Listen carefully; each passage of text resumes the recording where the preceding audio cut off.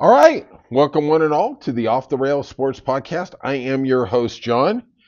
And boy, what a day it was, huh? Sunday. Gosh. We are here Monday recapping what happened in the NBA Finals.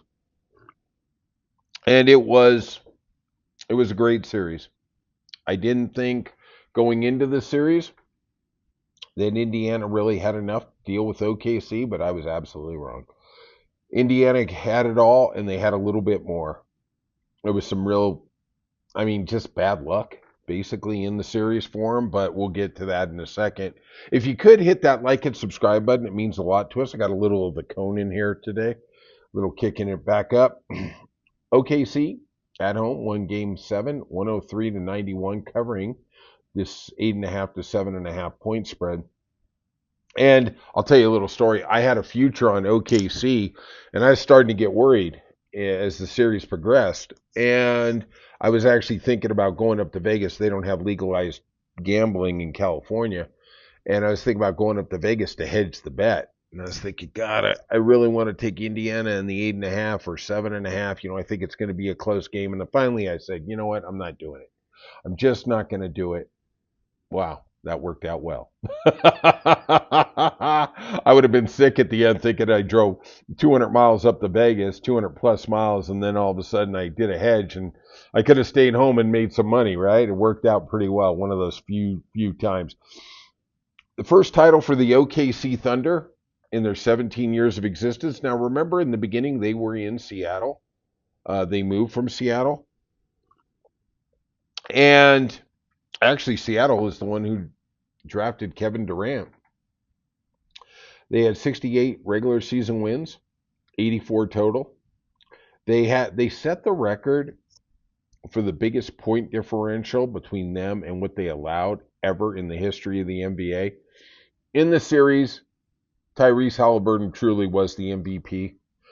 He didn't have to score a lot. He was just the energy guy. He was the Andre Iguodala. He was the guy. He wasn't the Steph Curry. He wasn't the Shea. We understand that. But boy, I was watching the first quarter, and they were hitting 35 footers. It was like watching Dame Lillard out there, just launching them from nowhere, and they were just hitting the bottom of the net. And I'm watching the first quarter. Obviously, I have a financial interest in it, and I'm thinking to myself, you know, therein lies the weakness of OKC. They cannot hit 3-pointers, but they think they can. Yeah, Lou Dort, you're great defense. You really shouldn't be jacking up 6 3-pointers. You really shouldn't. And I wonder in the offseason, are they going to go for somebody like Giannis? I know they just won the title. Everybody's all happy. They're going to sign Chet. They're going to sign Jalen Williams to extension. Shea's up for a possible extension. You're going to have those 3 core guys.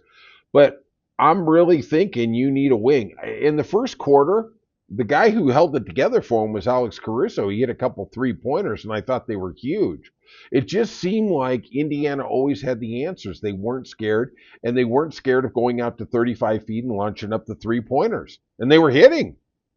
We couldn't hit a 3-pointer to save our life. But then, unfortunately, excuse me, for Indiana, the apocalypse hit. Tyrese Halliburton, excuse me, who hit three pointers in the first quarter with 4:55 left in the first quarter, blew out an Achilles. And we have talked about this, that he had a hamstring strain, and we learned this from Kevin Durant a couple years ago in the finals with Golden State. That leads to the Achilles problems, and especially for these high wire athletes in the NBA. And I was thinking, I said this, that maybe you just got to hold him out for his own good because you're going to give away next year. Well, I understand it. I do. You had a chance to win it. You had a game 7. You're not going to let that guy stay on the bench, even with, a level 3 strain or whatever he ended up having. That really wasn't that forthcoming. And it really broke my heart to see him get carried off. The guy's a warrior on a warrior.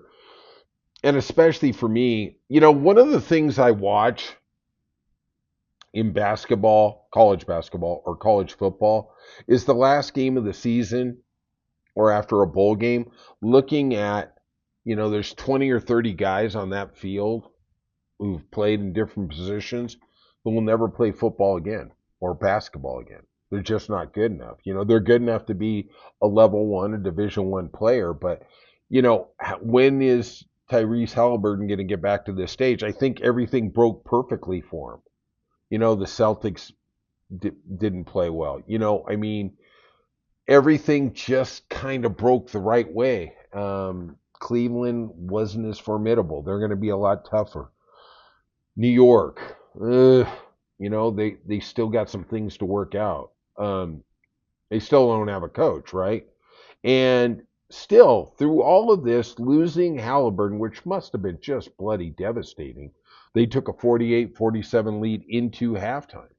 And honestly, OKC should have been down by 3 or 5, but they got lucky. They got a couple foul calls, made the free throws, which they didn't do very, very well in this game. But then OKC came out at halftime and said, okay, this is our title to take. I wish I could have heard that halftime speech. Dagnall. Wow. They outscored them 34-20 in the third quarter. Then they also put the clamps on and held them scoreless for the first 4 minutes of the fourth quarter and basically put the game away. Uh, you know, Indiana got it within 10 with 2 minutes left, but it was too little too late. There was not going to be any miraculous comeback. Um, Looking at OKC, let's salute Sam Presti, their great GM.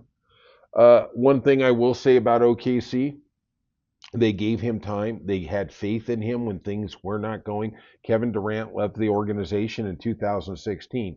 They traded Westbrook. They traded Chris Paul.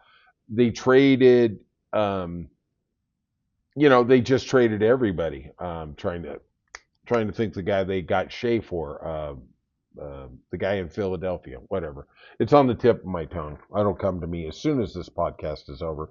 And he's been in charge of the franchise since they've been in Seattle last year in Seattle, 07-08.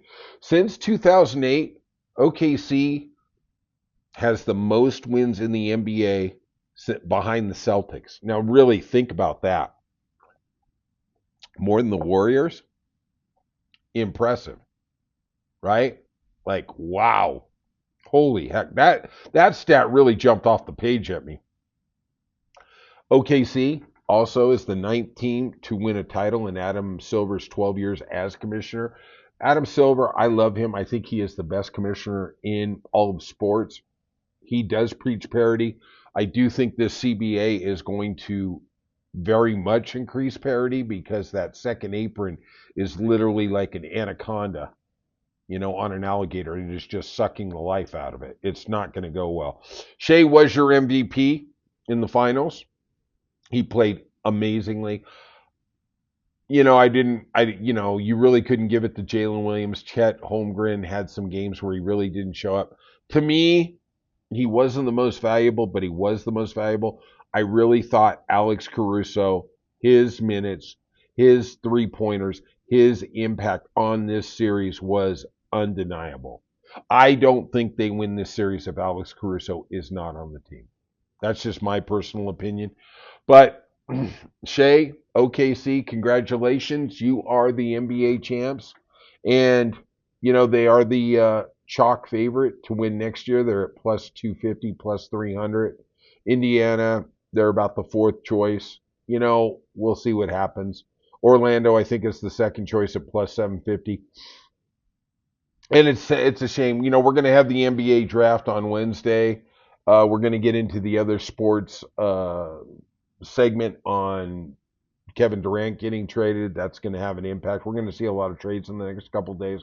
But kudos to OKC. You played well. You really overcame a lot of obstacles.